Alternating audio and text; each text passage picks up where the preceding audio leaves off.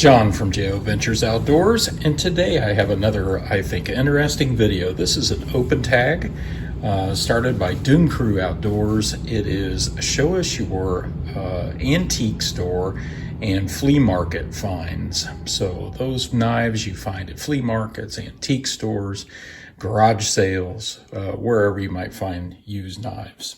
I suppose eBay and other places like that would also count, but I have antique store and flea market finds out here on the table today. Some of my favorites and that I found over the years, and so I wanted to share these with you. The first one here I found in an antique store here in town, and this is a single-bladed flying Falcon frost cutlery knife. I picked this up at a little antique store. I've seen these all over. Stainless Ross Fry. It's China made. It's got these kind of like plastic or Delrin handles here. I've seen a lot of these on eBay with advertisements on the covers. And so I just thought it was kind of a cool knife. Has these little brass pins here, a nice single blade. I really like this. It's got nice snap. It was in good shape. Brass liners there. I think I paid about $4 for that one. Then at a flea market, I got these three right here just recently. And this is a really cool find.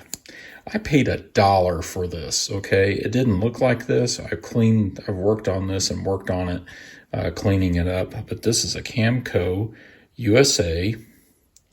Camco USA, you can see it right there. And it is a 533. I don't know if you can just barely see the number there. And I did some digging and looked this up and found an ad from 1957.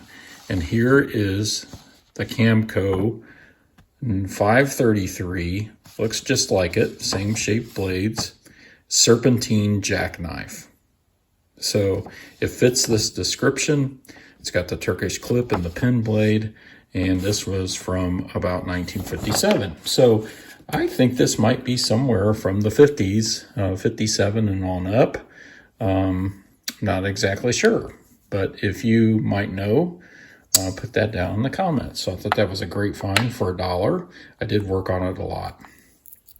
The next one is another jackknife. This is an Imperial Jackmaster, Providence, Rhode Island. You can see right there. It has these covers here. It looks like they were all brown at one point, but they came off. I think I paid about $3 for this, but I really liked it because it had nice half stops here. And it seemed to be in fairly decent condition. You can see the model numbers there.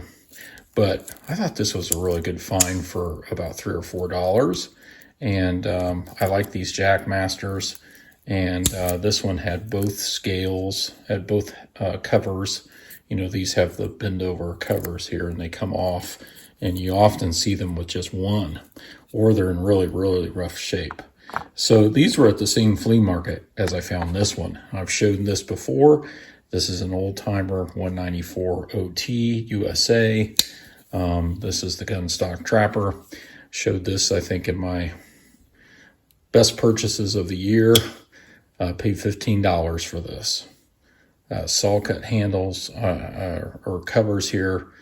Old timer Schrade USA 194 OT. I did do a lot of work on that one too. It was in pretty rough shape when I got it, and I did a lot of refurbishing on it. Now these four right here I got at the same shop. It is sort of like your cross between an antique shop and a pawn shop. And I do a lot of trading. So one thing I would suggest is if you have a lot of knives that you don't use anymore, you don't want anymore in your collection, sometimes these places will trade you. And this place does a lot of trading with me, and I really appreciate that. The gentleman there that buys all their knives and organizes them and prices them, works with me quite a bit.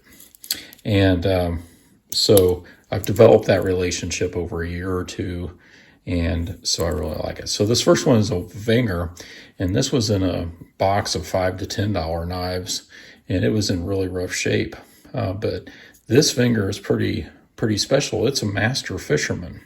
So it has this bottle opener screwdriver here, and then I was particularly interested in the dog leg can opener. And I think this puts this in the 70s. I don't know, I can't remember the exact year. I should have looked them up, but it also has the scissors, and the Vanger had the cam style scissors there. And what makes this the master fisherman is that it actually has the fish scaler and hook degorger. And then of course it has a main blade here. And then it has, I believe, a nail file. Yeah, most Vangers had a nail file. These are 85 millimeter. Most standard Victorinox are 92 millimeter. 91 millimeter. And so, yeah, so this is an 85 millimeter. And then we have the screwdriver, which I really liked. And of course, we've got a little cutout here for the awl. No sewing eye. There we go. I did a lot of work on that one too to clean it up. Another great find at that shop was this one right here. Now this is a Pocket Pal from Victorinox, but this is special. It is a Hofritz Pocket Pal. It has brass liners and pins. It dates it to be a little bit older. Has a secondary pin. The Hofritz brands are a little bit, they're a little harder to find at times. I don't know that it makes it extremely valuable, but in some cases it might. Hofritz was like a department store or another vendor that did some co-branding with Victorinox and bought Victorinox knives and had their label put on them. So that was a great find. Again, it was only like a $5 to $10 box of knives. You never know what you're going to find in a pawn shop, as Knife Doctor would say. This is another one. This was a trade. This is it's got the wrong time on there, but this is a Victorinox Voyager. This is much like a climber, except it has this digital clock. It has the opening layer here, has the main blade, of course. It has the secondary blade, and it has the scissors. Okay, but it's pretty special. The climber also has the corkscrew, but this one has the plus scales. The plus scales, all the implements are over here. So these are the tweezers. They're a bit shorter than a normal set of tweezers on a Victorinox. And then it has the ballpoint pen, and then it has the toothpick. It has the eyeglass screwdriver, which is part of the plus scale package, and the pen. It also has the nail file on the parcel hook. So you pull that out, just like the compact also has this too. And so that's pretty special. This is a discontinued model. There's the awl with the sewing eye, and it has the digital clock with an alarm, and also, I believe, the dates. There's the alarm. And then I think it has a stopwatch. No, it has a stopwatch. So this is a discontinued model. When I looked on eBay, these were going for over $100. I got this for $40 worth of knives that I traded. Then I also got my beloved Buck 55 at this same shop. It was a trade, part of a trade. They wanted $10 for it. It was in rough shape. As you know, I sent it off to Buck, and they put a brand new blade on it. They did a spa treatment. And so essentially got a Buck 55 for about $10 and some shipping. So very, very cool knife. All at the same pawn shop. The last one I'll show here is a recent pickup. This is from an antique store, kind of a place where you can sell your own items, and they're antique, kind of like an antique mall. And I saw this in one of the cabinets. I thought it was really cool.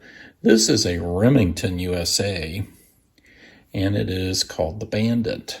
And the covers are in really great shape. The blades are in great shape, and it's got this secondary pin blade. I don't know a lot about this yet.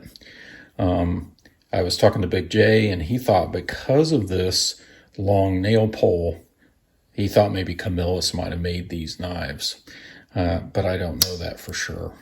So anyway, I thought this was a really fun find. I didn't have any Remingtons, so I really thought that would be a great addition to the collection. I paid maybe about $20 for that. So you can get some great deals at flea markets and pawn shops and antique stores, sometimes garage sales. Those are a little tougher. But I thought this was a great open tag, and I wanted to share some of my most favorite finds from these places. Thank you, Doom Crew Outdoors, and thank you all for watching.